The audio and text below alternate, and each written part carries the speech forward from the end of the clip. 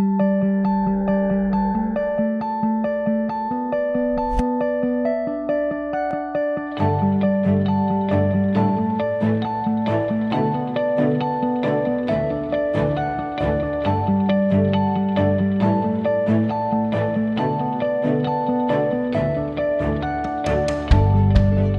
you very much to Kevin and the organizers for inviting me. So I am going to dive at some point into Willow here. I'll start with a little bit of background information about context. While I present this information, it's certainly not all mine, and it requires lots of people to work together to make these systems function. Likewise, funding support is essential, right? We get funding for the work that I do from lots of different organizations. The federal and state government has put money in. There are private companies that are making some investment in some of these systems. So it comes from a wide array of things. And again, over time, it's really essential to have that kind of broad support because, as you all know, funding fluctuates up and down, particularly from government sources, is sometimes challenging to maintain programs over long periods of time. So here's what I'm going to try and talk about in the next 45 minutes. So I'll give you a little bit of context about policy issues in the US, and it sounds like from the conversations I've had in the last couple of days, like other places in the world, it's not very good. I would say in the United States it's an absolute mess, frankly. And then I'm going to sort of slide from there and focus on issues we've been working on in relation to Willow, which is really where I spend a lot of my time, my research time on. So greenhouse gas balances, yields, things, economics, harvesting and storage, environmental applications, and a process we're working on to add value in biorefineries. Right? We need to get more than one product out of biomass, I think, to make it really move forward. So here's the US. We're at about 98, or say 100 exajoules or quads of energy that we consume a year. So, I always have this issue with my students about it, and people in the United States, the media is training us that China's the problem because they're using too much energy, and I always force my students to think about how many people there are in China and how many people there are in the United States. And the reality is, per capita, we're energy hogs in the United States. It's a big issue. It's really a problem that we need to address, and I'll keep hammering on that. But this is where we're at. This is our total energy consumption. Just like the world, we're heavily dependent on fossil fuels. We're up to about 10% renewables here. So sometimes when I go out and give this talk in more public settings and use a graph like this, I'll cover up where renewables are coming from and ask people where they come from. And everybody says wind and solar. Right? That's what the media has taught us in the United States, what renewables are. The reality is biomass is the #1 source of renewable energy in the United States. So if you combine biofuels and wood and call that biomass or bioenergy, then it's bigger than any other source of renewables in the United States. And it's going to continue to grow. And it's not that the others should not grow or we should not encourage them. We need all of them to make them work. But biomass is always the last thing that gets discussed. In the public, in government policy, it's sort of the struggling, often ignored, or sometimes in some cases abused source of renewable energy. But it's a big part, and will continue to be a big part and continue to grow. The US has now done a few of these studies, and they're actually in the midst of the third version of this. Way back in 2006, 2007, there was this target to replace about 30% of our petroleum transportation supply with biofuels. And so they did this study. This is not how not to do a study. You don't set your target and then go ask if you have enough biomass to meet the target, but that's the way they did it in the US. So anyhow, that was the first study. I just sort of to give you context, here's the 2011, and they have a series of scenarios, and these are targets from different sources. This is the energy crop piece that I want you to focus on. So 400 to 800 million dry tons are projected to come from energy crops. That's all sorts of herbaceous and woody energy crops. So we're really talking, what are we talking about here? 32 to 65 million hectares potentially of land. We might have 100,000 hectares, if I'm optimistic, of energy crops currently in the United States. So these kind of targets, I stop and wonder about them sometimes. I sometimes tell my students, here's job security. If we got half this target done, all the students that are trained on this stuff will need to be engaged in this process to move it forward. This sort of rate of expansion is it's unrealistic. It's never occurred in the United States for any crop. Soybean is the fastest crop to ever come on the market in the United States, and it never accelerated at these kind of rates. So this is somewhat unrealistic, but again, these are really projections of what the potential is out there in terms of growing, in terms of potential to support or grow energy crops. So large potential. Whether we really delve into this and move forward with it is an issue that has yet to be, I think, answered. So what are a couple of policy drivers? Because I think that discussion will come up, and Kevin said that was a focus of this. So I just wanted to put in a couple of comments about policy in the United States. As I said earlier, it's an outright mess, right? United States, I don't know how it looks from over here, but I will tell you, sitting inside the United States, the government of the United States is in a state of total chaos, right? They can't make decisions. We can't pass budgets. We can't make simple decisions to move forward on just about anything. It's mind-boggling to me. There's a stalemate in Congress, largely held up by about a group of 40 people that are all a very right-wing conservative. But they're, in essence, controlling the operation, despite the fact that you need 238 people to hold a majority vote in Congress. But these 40 people sway the balance back and forth in the Republican Party. The renewable fuel standard is a mess, right? So this program came out in 2007. So this was actually George Bush. One of the last things he did in his presidency is announce this renewable fuel standard with these very aggressive targets. We've met the targets for first-generation biofuels, corn to ethanol, right? The targets for second-generation biofuels are shown here, right? So we were supposed to be somewhere around 4 billion gallons a year by 2016. This year we were supposed to be at 3 billion gallons. The reality is we're nowhere near there. The US EPA has just reset targets. Now, in their wisdom, this was part of the legislation. They had some flexibility to adjust these targets based on how the market was developing. So one would have thought that as you went along, you might want to reset these targets sort of as they were coming along. The reality is the targets for 2014, 2015, and 2016 were just announced in May of this year and will be finalized in November. If you're somebody that's being held under this legislation to have to pay fines for the difference between what you were supposed to put on the market and what you actually put on the market, it's hard to make any change in that from 2014 because that's done. The books are closed, right? But now the EPA, the federal government, has just come out in 2015 and said, these are the targets you need to have. They've just announced targets for 2015, and they won't finalize these till November. You can't ramp up a facility in a month to make up the difference. So this creates chaos.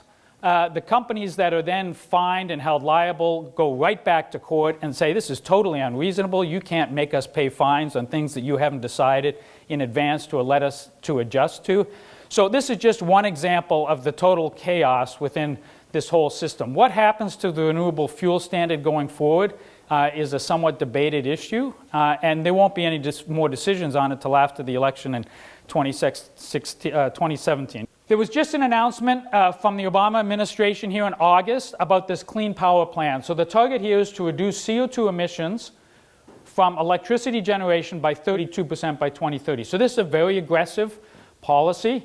The way they've rolled this out is this is not everybody's going to do 32% reduction across the country. This is a state-by-state policy. So the different colors here indicate different states have to reduce their CO2 emissions by different amounts. So the part of this was to create some flexibility in the system, right? Some states have a lot higher CO2 emissions because they are more heavily dependent on coal, for example, to generate electricity than other states. And so it's a state-by-state plan. This will create a certain degree of chaos across the landscape because one state sitting beside another will create a different plan on how they're going to reach the targets. There's no standard way you have to reach these targets. Every state can come up with their own plan to reach their targets. So, well, there may be some benefit here and there may be some opportunities for biomass. It's not clear how these plans are going to work out, and they will certainly be very different. We've got 50 states. They're going to be 50 different plans, and they're going to all look a little different, which if you're trying to work in an industry to try and integrate and work into markets, it creates chaos because every state you have to take a different approach or qualify your biomass in a different way. In this 1,000-page document that came out, there's no definition of biomass. Knowing how the EPA works in the federal government, we may be at it a while. They've set up a scientific committee to try and look at it, but they've not defined whether biomass reduces greenhouse gases or not. Still having that debate. Let me just show you one other thing about the mess in policy. So there are a couple of definitions of biomass on the books in the United States. So in 2007, the Energy Independent Security Act defined biomass in a certain way, and this is the Forest Service in the US created a map of the acreage, potential acreage around the country where you could use forest biomass, right? So this is just forest biomass. But under that definition, in 2007, this is what was available. A year later, we passed the Farm Bill. This is the US Agriculture Department, and the Farm Bill goes through that chain of command, and they define biomass in the Farm Bill somewhat differently. And look what it does to the landscape.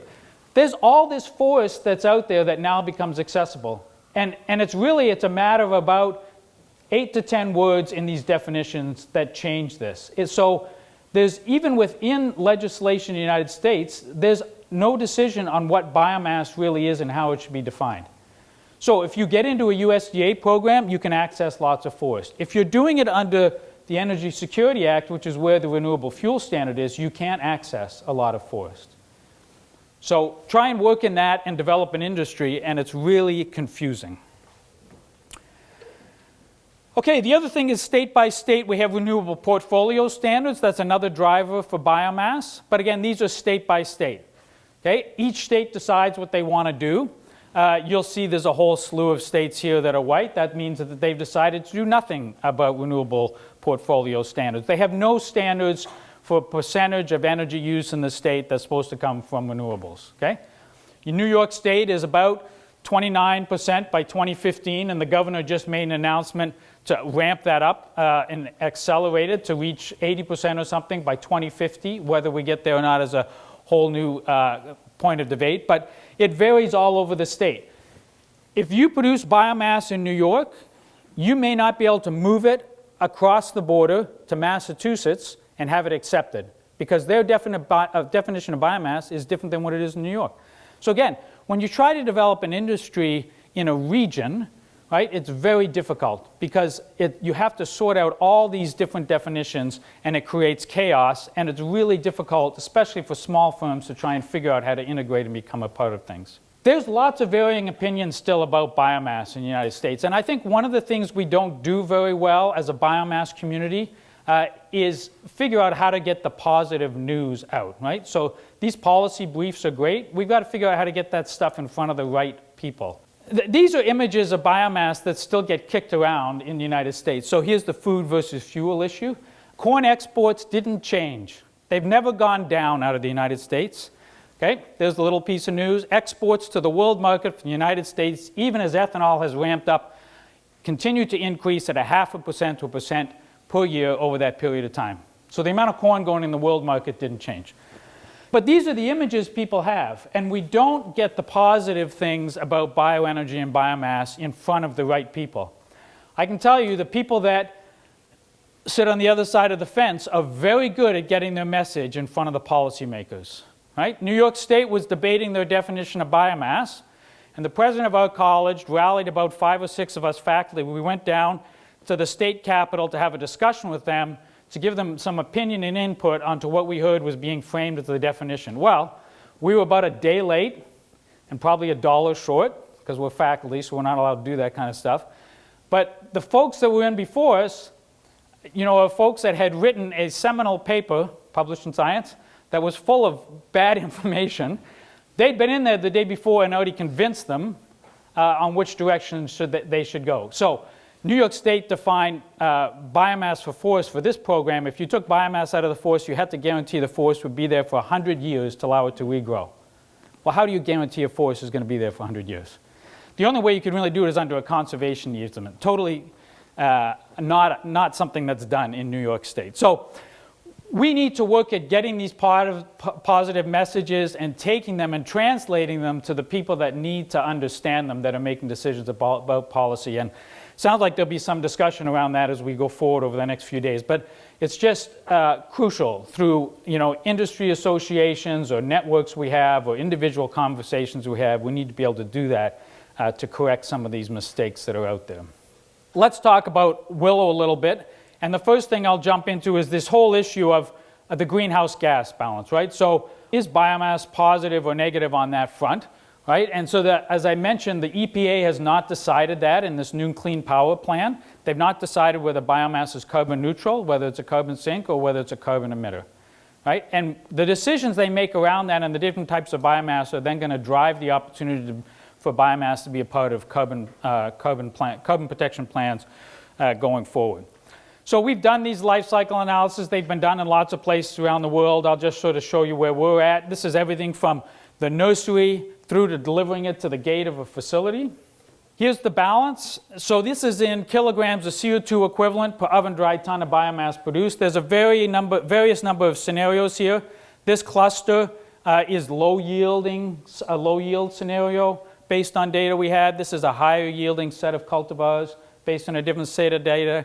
And then we varied things. So this F is for fertilizer, no fertilizer. So you can see that up here. There's a fertilizer impact. There's no fertilizer for those scenarios.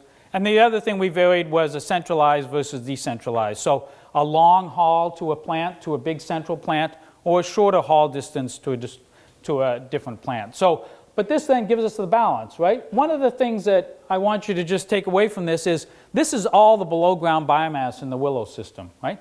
It's big. It sort of jumps off the page at you.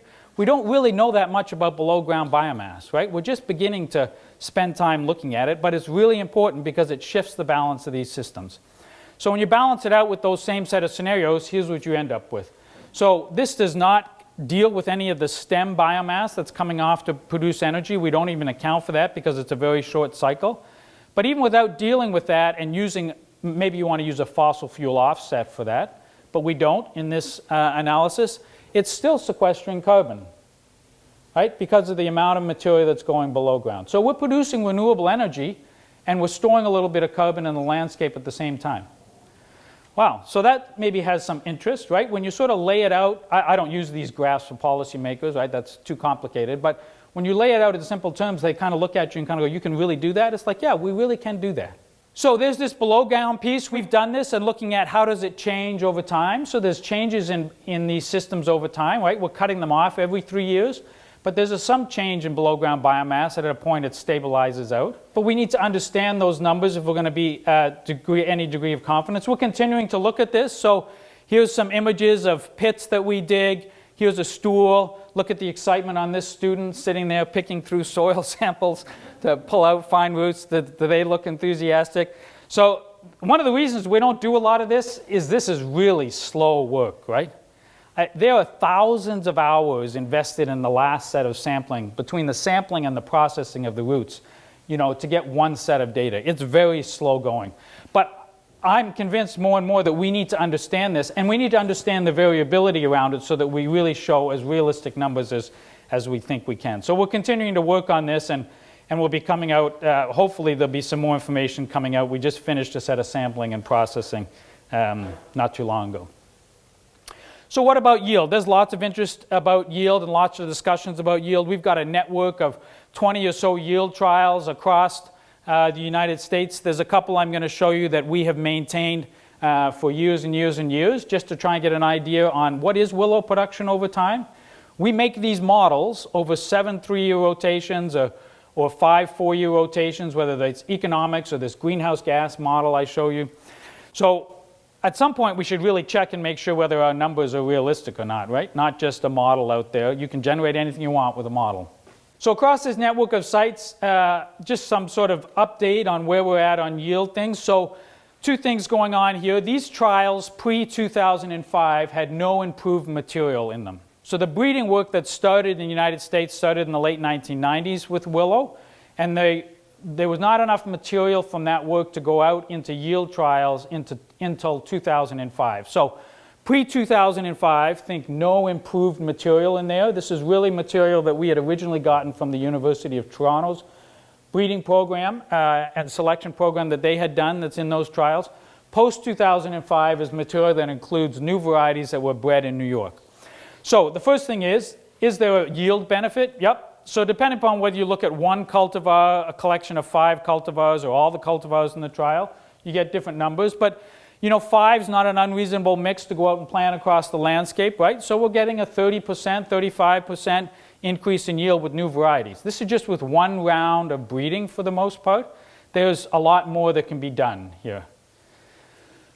You know, one of the challenges, we've run into barriers now, and in terms of exchanges with Europe, the USDA in its infinite wisdom has banned all willow imports from Europe because of a disease that you get in tree willows. It never shows up in shrub willows, but there it is.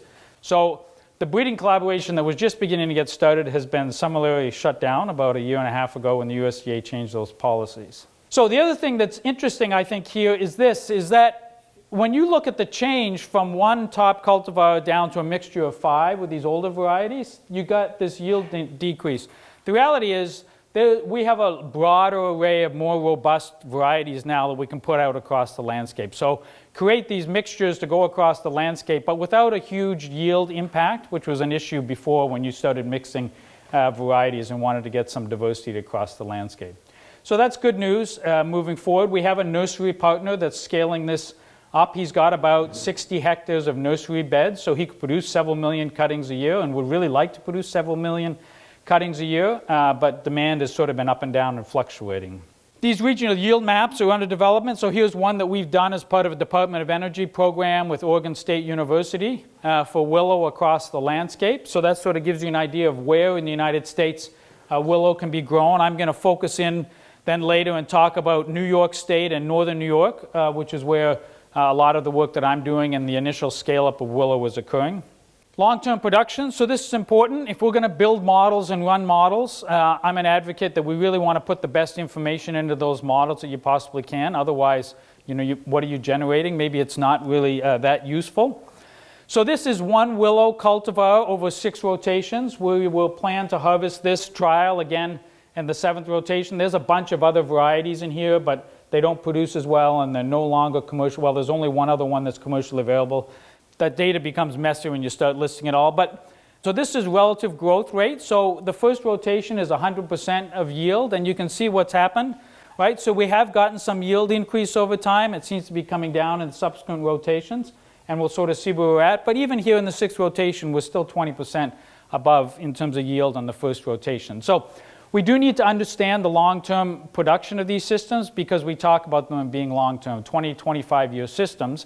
And so we better have some information to back up the viability of that, whether that's occurring or not. When you go back to these older variety trials, right, there's these changes that occur. So here's yield in the first rotation, ranked by yield. Here's yield in the second rotation, and these mess of arrows shows you what the ranking change was. So this top variety I just showed you continued to be at the top. But the next couple are dropped off, and some of these very low-yielding varieties early on, actually over 6 rotations, have risen in their ranking quite considerably. So there is some dynamic over time. It may be less dynamic with bred varieties because we're doing some selection pressure in the system earlier on, but we still need to be aware of these kind of things and not be cautious not to be making all the decisions too early on. So we're beginning to get these new variety trials that are getting into their 2nd and now their 3rd rotation. So what actually happens with these new varieties over time? So this is some work that we've done recently looking at first rotation yield and then percent change between the first and second rotation yield. So previously we had modeled things like our economics and our greenhouse gas balances, and just from the couple of trials we had said we get a 20% yield increase from first to second rotation and just applied it across everything. Well, the reality is it doesn't look that that's what really is happening, and we need to go back and are in the midst of readjusting those. So clearly, you get a bigger jump in yield with smaller first rotation. But with our data, as you start getting out to these really high-yielding plots, you're not necessarily getting a bump in yield in the second rotation. So that's important because we really shouldn't be applying 20% yield increases to these initial high-yielding plots, probably, if we're really going to reflect reality, because we're skewing the system if we do that. The student that worked on this, I then sent him back and told him to go dig through the literature and find all the data sets he could possibly get his hands on that looked at multiple rotation yields. So this is what this is. Here is our graph that we have in this system. This is the regression, if you put a regression line through that last data set. Here's the literature data, a very similar type of pattern. It doesn't drop here like ours does, but the pattern is clearly there in the literature as well. We need to be aware of this. We need to be careful when we model things going forward to really reflect what's going on the landscape. So again, we shouldn't be applying the same yield increase out here as we are back here. They're different, and we need to account for that because it is going to have an impact on things like the economics and your greenhouse gas balance going forward.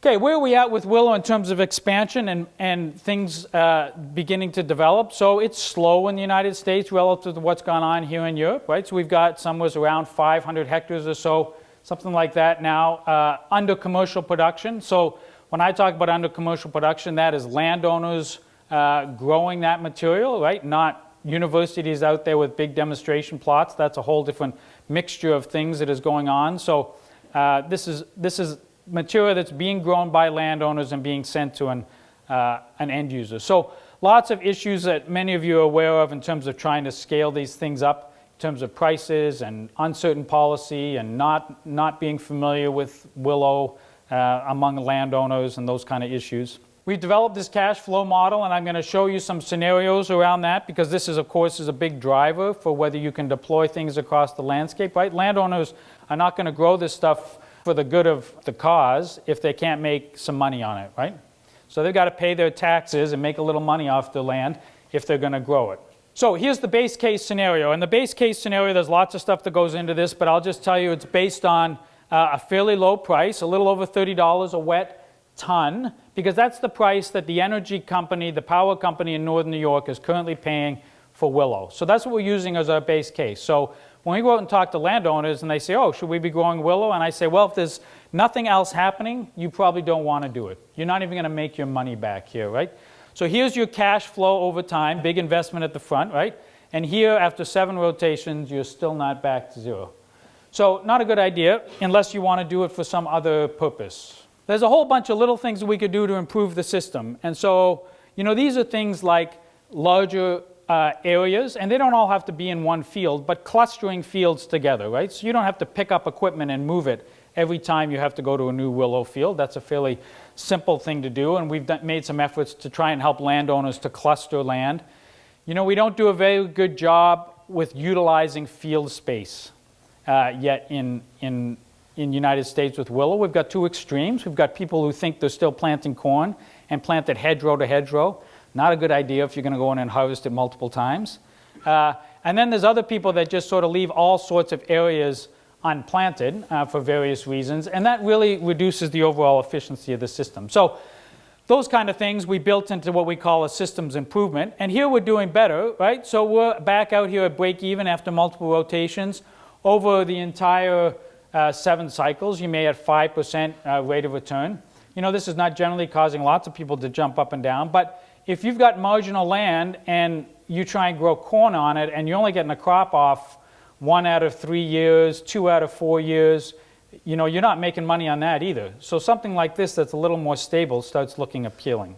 Okay, there is an incentive program in the United States for bioenergy crops. It's called BCAP, the Biomass Crop Assistance Program. It's run out of the USDA. It's part of the Farm Bill. It's very similar to programs over here. It's got an establishment payment. Up to 50% of the establishment costs can get paid back to the landowner. It's got a land rental payment in the years that you don't harvest. Based on your soil type, the USDA has this calculator. They'll pay you an annual rental rate. And the other thing that we built into it when we helped to build this program in New York State was purchasing contracts with ReEnergy, and I'll come back to talk about those in a minute. So this company, ReEnergy, has signed agreements with all the landowners that signed up in this program and said, we'll buy all your Willow for the next 11 years. Okay? So landowners at least know they've got a place to sell the material. Now, they would like a higher price than what ReEnergy is offering, but at least they know what they're getting and what they'll be able to expect. Here's the $60 to $100, $120 per hectare annual rental payment, except for in years when you harvest, you don't get that payment. So it's great. They rolled this thing out in 2013. ReEnergy was the lead. We helped ReEnergy write a proposal that went into USDA, and it sat there and sat there and sat there. The end of May, we got a phone call from the USDA saying, okay, we like this. We need to get going with it. Let's roll. And then they said, well, it's got to be done by the 15th of September because that's the end of the federal fiscal year and the end of the Farm Bill, and the money's all going to go away. So we said, okay, well, we better get started on this because there's a lot of education work that needs to be done to help landowners understand whether they want to do this or not. Well, in USDA's infinite wisdom, they didn't get around to training the field staff that work in the counties until the middle of July. So that was a bit of a problem. And the people, the field staff that work in the counties that interact with the landowners, know very little about Willow to start with, right? They've got all these other programs they're doing. And so by the time they actually have some basic understanding to be able to talk to landowners, it was the end of July, and now we're down to a 6-week window to try and roll out a program. Really far from optimum. We did manage to get about 480 hectares in. They did this again this year in 2015. 4 weeks. We got 4 weeks to do it this year. So what is this program area? Again, I pointed out we're in northern New York State. There's a 9-county region in New York State. This 9-county region was really selected because that's where the power plants are that are going to use this material. In reality, most of it occurred around 3 counties. Here's Reenergy, our partner on this. They produce power at one facility and then heat and power at another facility. Most of it's coming from forest residues at this point in time. People ask about, are these folks going to be around in an uncertain electricity market going forward? Well, at least one of their facilities is likely to be around. They've got a 20-year contract with the Army to supply one of the biggest Army bases in the Northeast with renewable power for the next 20 years. So they're not likely, that facility is not likely going away. So that does provide a little certainty in terms of whether that outlet or that potential market will be there. Again, this is not an ideal market by any means, but there is a market, and so that's at least one positive step in the right direction. Okay, so interesting stories as you work with these end users, right? So we sent them data, we had discussions about the quality of what the quality of wood chips is, and that these misperceptions that willow is really wet and it's full of ash and all these things that people think about willow. So we sent them some data that I thought was convincing that showed them otherwise. It didn't matter. The plant operator's just going to operate the way they will. So this is a picture of the first year of deliveries, some of the first deliveries in the first year. So here's their wood chip pile from forest residues. Here's their little willow pile. So they actually required walking floor trailers because they refused to put willow on their pile and do it off. They have a lift dump system. These landowners had to go out and find walking floor trailers to load and to unload this stuff here. Okay, so this is part of the learning process, because the plant manager said, I'm not putting this stuff in my boiler until I understand what it's going to do to it. So within 6 months of deliveries of this, they decided, oh, this is really actually pretty good stuff. They're throwing it on the pile now. They've actually come back and told us the 2 times in the last 2 years where they burned willow and then had a boiler shut down for some reason and had to go in and look at the boiler's cleaner inside when they burn willow than when they're not burning willow. And they don't understand why, and I'm not sure I understand why, or if there's even a reason why, but now they've got this thing about, oh, it may be good for a boiler, so how much more can you bring us, right? So we can't instantly turn on the switch, but they're calling for more willow. They will take more willow, they'll sign contracts with landowners for more willow, they're ready to bring it on and to use it, which is really very encouraging. There's lots of land up there, we've done these sorts of GIS assessments, right? So in here, these are the 2 power plants in northern New York, so it's not a land availability issue. And a lot of this land up here is marginal agricultural land. In this part of the country, the Northeast United States, it's marginal because it's wet often, right? It's not great for other crops, it's fine for willow. So if we take the base case that I showed you before and we add in this USDA BCAP incentive program, so let's just dream that the USDA might actually give us more than 4 weeks to implement a program like this, and we get some more landowners. Again, there's about 15 or 16 landowners in this program already, but this is what it would do. So if you took that incentive program, you reduced your upfront investment, right, because you get some of that money back and get some annual payments. So you could be breaking even after several harvests here. You can get an internal rate of return around 10%. So landowners are starting to look at this and kind of going, oh, this might actually make some sense, right? This might be better than doing what we're doing. If we put some improvements into the system in place and the incentives, then the whole story changes dramatically. So now you're in the second rotation, you can be making your money back, and you could be talking about a rate of return about 20%. When you start talking about this, you now start getting companies that work on the landscape that consolidate land to grow crops for various outlets, starting to look at this and coming and talking to you and saying, really? So if this is really the case and they start running the numbers, now you have these people that sort of aggregate land to produce certain crops, thinking about getting in the game, which may be beneficial because lots of little landowners growing smaller patches of willow is not necessarily the most efficient way to do things. So there is some real potential if we can get these pieces to come together and make sense. I want to talk about harvesting for a few minutes. We've spent a lot of time in the last few years working on harvesting, so I can tell you all kinds of headaches about our initial attempts to harvest a decade or so ago, and it caused all kinds of problems, and we couldn't get crops off the field, which wasn't good for landowners who wanted to harvest, and so it was a real problem. A decade or so ago, New Holland came to us and said, hey, we think we can cut willow with our forage harvesters. And I said, sure, I think you can. They said, we want to come up and try. Have you got crop? I said, I've got crop if you've got a machine. So that's how it really started. And over the last 10 years, New Holland has developed this cutting head for their forage chopper. And it's now commercially available if you want to go out and get one. It's not for everywhere in every situation, but in our sort of landscape, it seems to work fairly well. So I just wanted to show you a little bit of the information we're getting out of here. It's interesting working with the folks that do equipment manufacturing, right? They're a fascinating group of people and incredibly bright. In the grass world, you know, there's sort of this thing, just go faster across the landscape and you'll put more tons through your machine. The reality is that's not what happens. Here's standing biomass. Doesn't happen in willow, and here's effective material capacity. So think of this as chips out the spout, okay, throughput of the machine. At low standing biomass, you have this increase, right? So more standing biomass, more throughput, right? The reality is we're hitting a limit here. We can only have this machine go so fast across the landscape.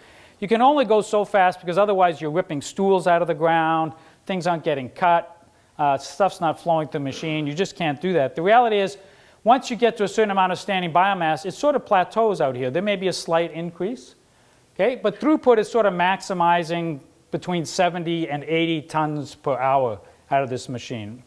And there's some things we could do to change that, but they become more costly. Okay, so this is the general pattern, and this was important to come to an understanding of, right? We have some increase here, but really we're going to reach some plateau in terms of throughput from this machine. So again, when we originally did models, economic models with this, we had this based on ground speed. Just make the machine go faster. You can put more tons through it, and the harvesting costs just bottom right out. It's really great when you run a model like that. It's like, wow, we could drive harvesting costs really right down. Well, the reality is that's not happening because we reach a maximum throughput. This machine can only chip, 70 to 80 tons of wood an hour, right? Really the limitation is probably the chipper inside. There's things we can do probably to vary this slope or this piece up at the top, but that's sort of where we're at. And again, we need to make these adjustments when we do models, right, to reflect reality. It's important to understand these internal pieces. We have driven the cost of harvesting down quite a bit. So this was some modeling that was done by colleagues at Oak Ridge National Lab. Here's what we started at 2010, and here's what we had several years later. And you can see considerable decrease in the amount of money spent on both the collection system and the forage harvester. This is really because the forage harvester, by the time we were in 2013, it was actually running over 85% of the time in the field, right?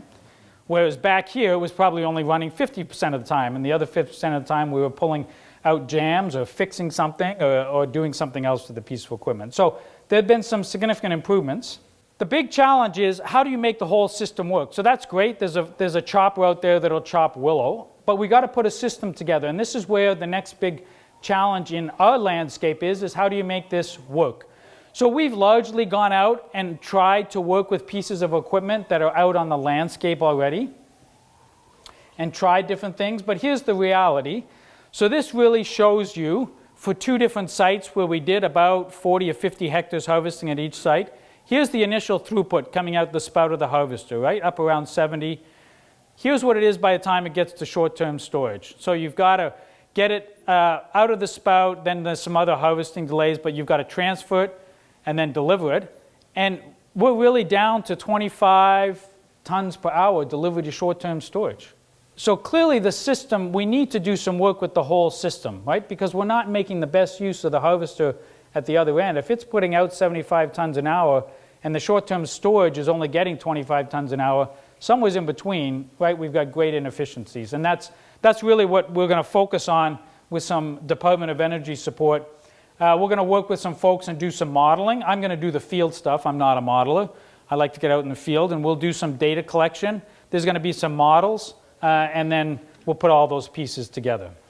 Okay, we've done some work on chip quality, so this is important to think about, right? We often think about cost issues, but we really need to understand the quality. And we need to understand the variability in our feedstock that we're delivering to end users. As I work with more and more end users, they keep telling us, it's not, don't just give us the mean, give us the range of variability that we're expected to get in different truckloads. So that's important to understand.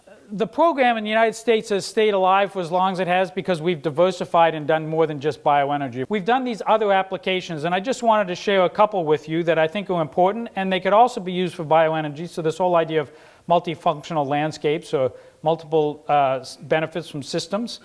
We've done Willow living snow fences. We had a program at the Department of Energy. Willow makes a great living snow fence. So instead of putting up wooden slatted fences or plastic fences, which is what's common in the Northeast United States, we started advocating for Willow. It makes a great way to trap snow. And we've done a cost-benefit model, and you can save a lot of money because you plant it, and after the first year of establishment and maintenance, if you do it right, you don't have to spend a lot of time on it. You don't have to go and put the fence up and down every year, right? And it looks nicer than the orange plastic ones that go up. So there's some real benefits with this. The DOT is trying to figure out how do they deploy this across the landscape. It's trying to figure out how to implement it as a practice. This is a study that the EPA and the National Renewable Energy Lab did and identified all these old industrial sites across the United States where they could do biopower development. They estimated that you could get 190,000 megawatts of production if you developed all these sites for biopower. Now that's not going to occur for various reasons, but the potential out there is huge, right? And we've got to do something to clean up these sites at the same time. So why don't we combine some of these systems together and really add some value to them? So let me just show you one that we're working on. So here, this is Onondaga Lake. Syracuse is right here at the bottom of Onondaga Lake. So there's a series of waste beds that we're working on here. This is a picture of Onondaga Lake. These waste beds that we're working on are these up here, but there's actually this same waste is piled up all around Onondaga Lake. Fascinating history of how we just abused the environment. But anyhow, a company, Honeywell, came to us about a decade ago and said, hey, can you help us figure out how we can do something other than put a geomembrane cover over this waste? So this waste is not toxic. It's really salts. It's magnesium and calcium salts from a process where they made sodium bicarbonates, right? And the big issue is there's chloride that leaks out the bottom into the streams and rivers. So go dump too much chloride in an aquatic system and you've got a problem. So here's what we're doing. We actually have worked with them now through a process. This was planted this spring, so there's almost 40 hectares here that's already been planted. We're waiting on regulatory approval from the state to go ahead and start tackling the rest of these areas. Okay? So the problem with the regulators is it doesn't fit in their book. They can't go to paragraph section 10, paragraph 3, sentence 2 and say, oh yes, vegetative covers using willow is an acceptable alternative. We're having to go through this whole long process to convince them that it's really working, and there's lots that goes on behind it. Honeywell's vision is for this is we're really managing this to manage water. Okay, so this is what it looks like when you start with very little vegetation, precipitation, little evaporation, lots of infiltration. If we put willow on the landscape, we really increase evapotranspiration, and then we minimize this percolation and flow of salts into the water. So convincing regulators that that's actually working is a process and takes time. There's been some modeling work done and measurements, lots of measurements, but we're optimistic. And then when you convince the regulators once that it works on a site, then going to the next site is a whole lot easier, right? So that's what I think will be beneficial, is to spend the time doing that to make it happen, to transfer it to other sites. Okay, lots of pathways where willow and other sources of biomass could be going, and I'm going to stop here in the interest of time. We are looking at lots of different pathways, and again, one of the important ones is we need to be getting more than one product out of a ton of biomass, right? The plants have created incredibly complex chemicals inside of them, and we need to get some of those out and get value out of them if we're going to make the whole system work.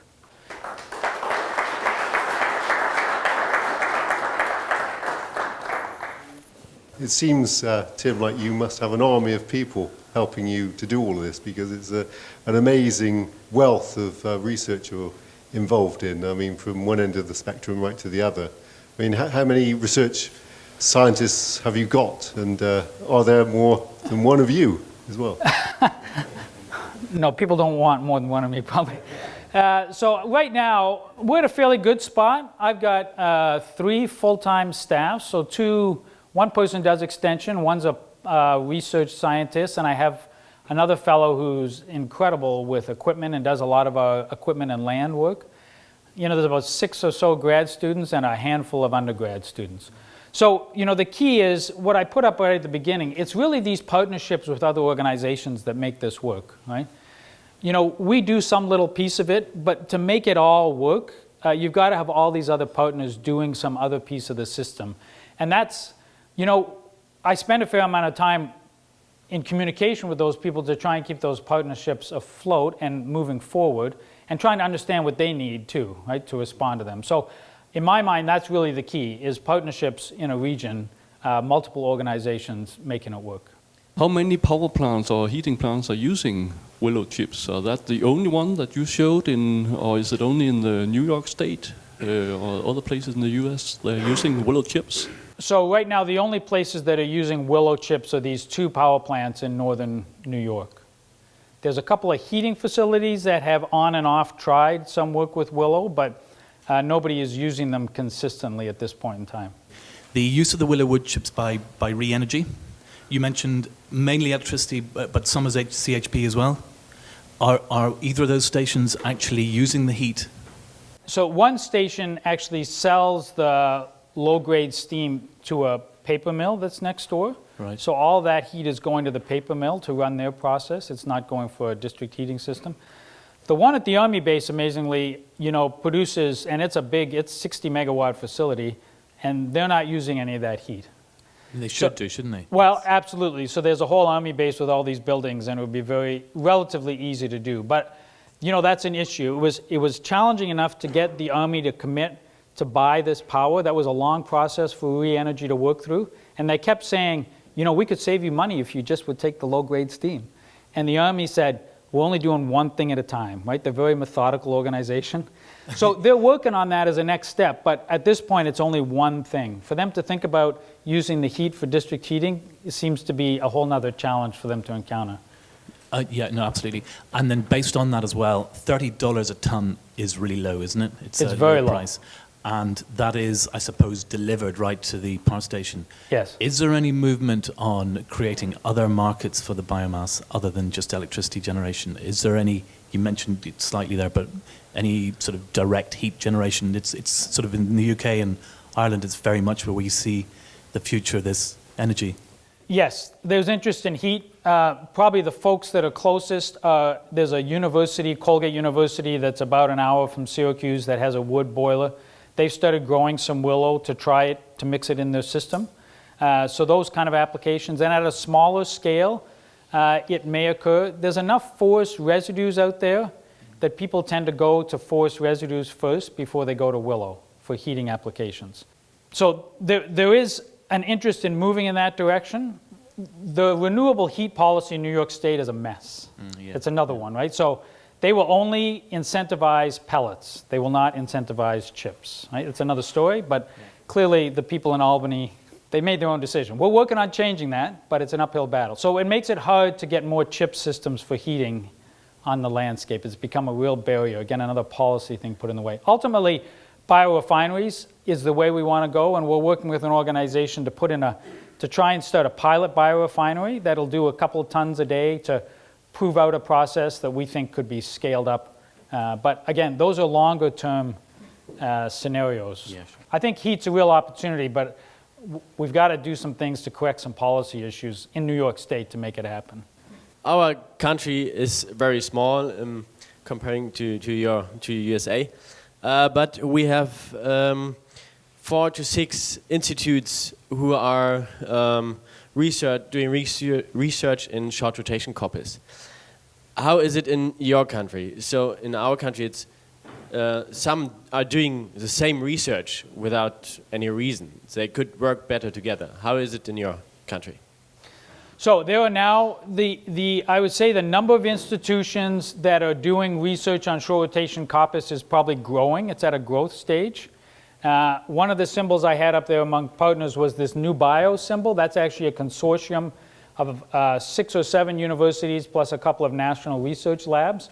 So there's fairly good coordination amongst those people that are in that kind of a consortium setup.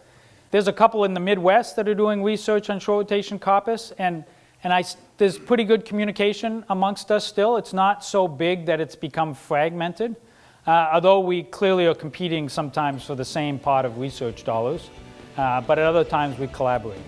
So the coordination's still reasonably good, but I could see it would unravel fairly quickly if we don't work to hold together some collaboration.